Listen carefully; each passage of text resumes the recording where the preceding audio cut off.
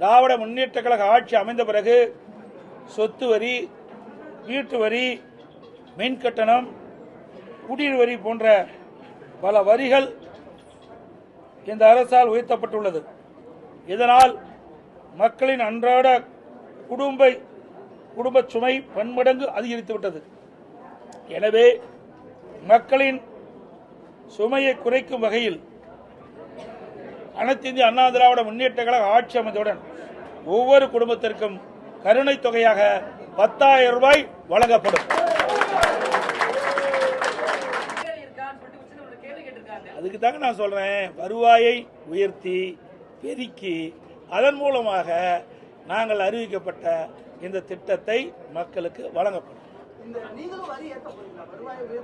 அது இப்ப எல்லாம் எப்படின்னு சொல்ல முடியும்? வரி ஏத்துறாங்களா இல்லையா? நீங்க கேட்கிற கேள்வியில அதாவது வரி உயர்த்துறது பல